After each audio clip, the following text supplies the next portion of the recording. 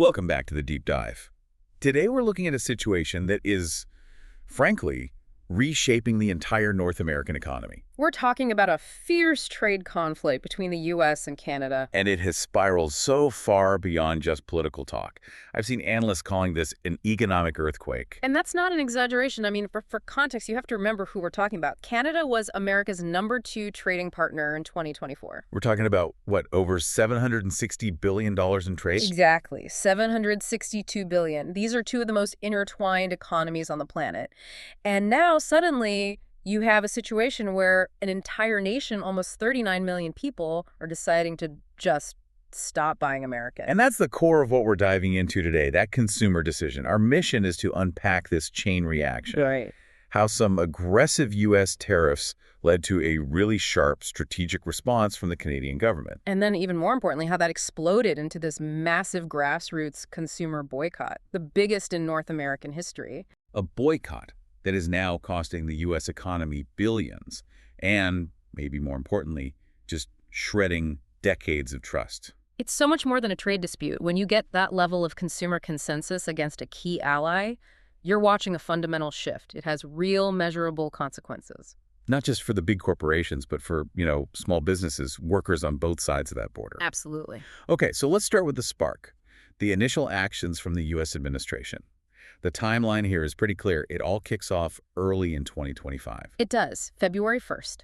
President Trump imposes this huge blanket 25% tariff on pretty much all goods coming into the U.S. from Canada and Mexico. That was the first big shot across the bow. It was, but then it got very focused very quickly. Just 9 days later, on February 10th, the administration doubles down. An additional 25% tariff. An additional 25%, but this time specifically on Canadian steel and aluminum. And that's critical, right? Because Canada supplies the majority of America's metal imports. That's a direct hit. It's a massive hit to these deeply integrated supply chains, especially around the Great Lakes. Then, by March 12th, those tariffs became universal, but the damage was done. The initial targeting of Canada sent a message. The message being that strategic alliances don't matter here. Very much. So how did the Canadian government react to what must have felt like, well, a betrayal from their closest partner? Their response was incredibly fast, and strategically, it was cold-blooded. Okay. On February 4th, that's just 3 days after the first U.S. tariff, Canada hits back with its own 25% tariffs on $30 billion of American products. But the devil's in the details, I assume. They didn't just pick random goods. Not at all. This is what's so fascinating. The precision was political. The list was meticulously crafted to cause the most political pain inside the U.S. So they were targeting specific states. Oh, absolutely. They went right for products from Republican-dominated states, industries tied to the administration's allies. So what kind of things are we talking about? Think about agricultural products from the Midwest. Corn, soybeans. Then you have Florida citrus, construction materials, heavy machinery. It was a political counterpunch. By making Iowa corn more expensive for Canadians, they're essentially trying to turn American farmers into lobbyists against their own government's policies. Exactly. A very shrewd move. So that's the spark. The tariff war. But the real story, the fire, is what happened next with consumers.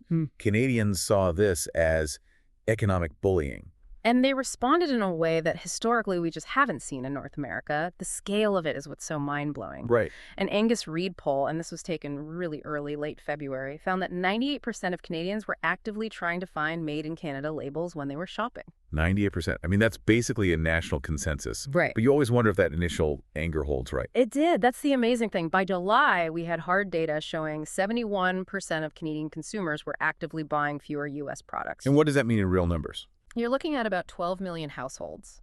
Over 60% of all households in Canada, all reporting they're spending significantly less on everything from U.S.-made diapers to bourbon to Florida vacations. So how do they organize this? How does a boycott on that scale actually work in practice?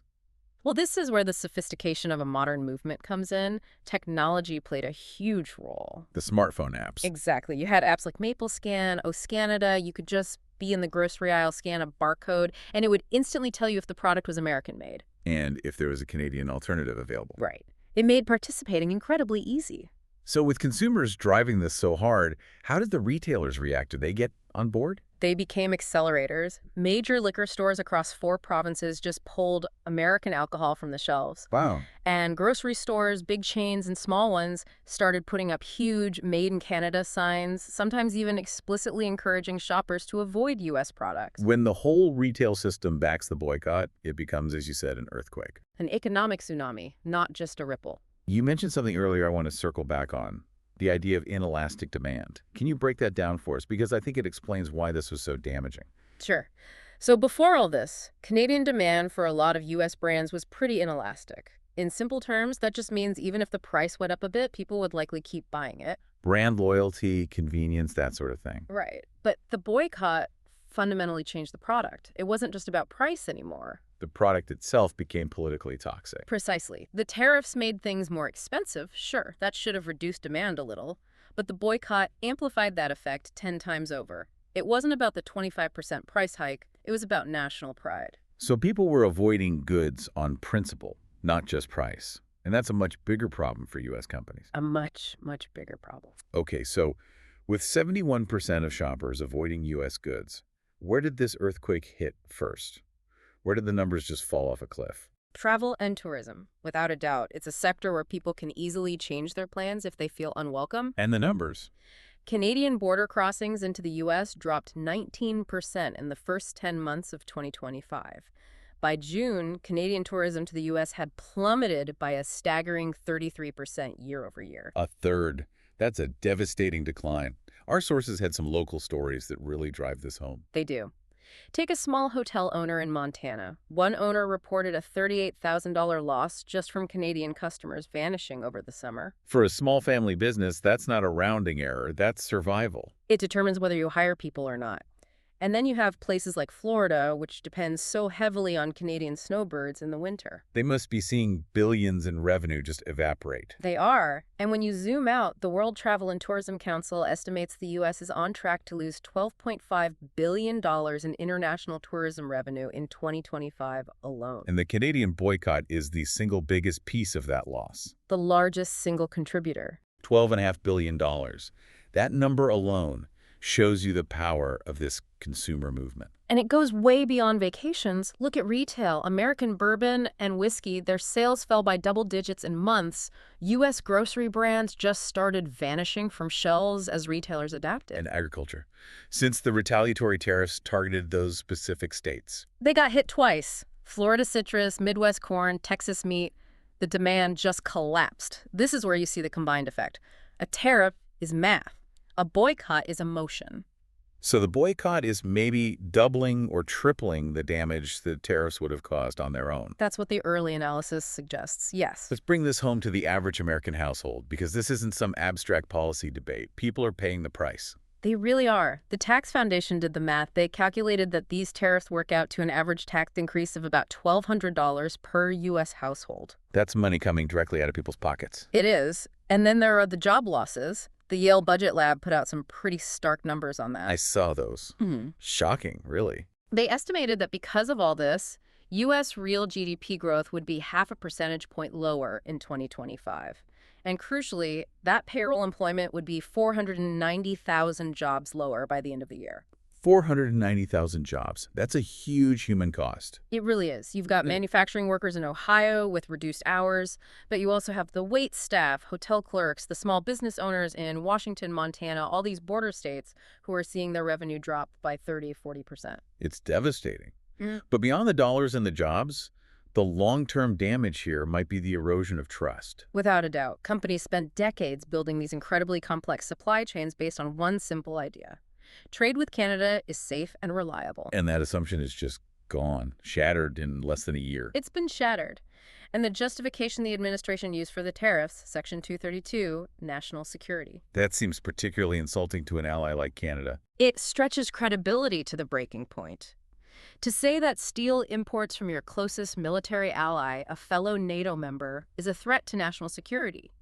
It signals to the world that any justification is on the table. And other countries are watching this playbook unfold. They absolutely are. Officials in the EU and Mexico, they're all watching. They've seen how effective this consumer boycott is, and you can bet they're considering it as a tool for themselves in the future.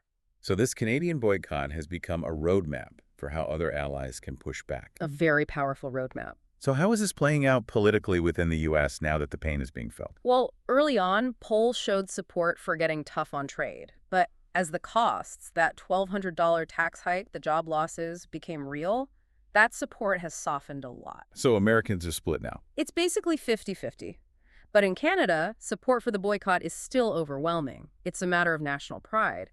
Analysts think this will continue well into 2026, even if the tariffs were to disappear tomorrow. Because once you change those consumer habits, it's incredibly hard to change them back. Yeah. Exactly. You've created a permanent shift in the market. So let's wrap this up with the 3 most critical takeaways for you, the listener. First, the sheer scale of this. Over 12 million Canadian households actively boycotting U.S. products. This turned a trade dispute into an issue of national identity. Second, the staggering cost. The U.S. economy is bleeding at least $12.5 billion this year alone, and the real damage across agriculture and manufacturing is likely double or triple what the tariffs alone would have caused. And third, maybe the most important, is this fundamental breakdown of trust. Trust between the 2 closest allies in the world, it took generations to build. And it might take generations to repair. Which leaves the U.S. administration in a very tough spot. Do you double down and risk even more economic damage and isolation? Or do you try to find an off-ramp without losing face? What's clear is that this conflict has redefined the entire relationship and introduced a level of instability into North American trade that we haven't seen in our lifetimes. It's something that everyone, from policymakers to business owners, now has to factor into their plans for the future. It's a powerful reminder that when you treat an ally like an adversary, you can't be surprised when they fight back with the strongest weapon they have, the collective will of their people. We encourage you to keep exploring this. Until next time, thanks for taking the deep dive with us.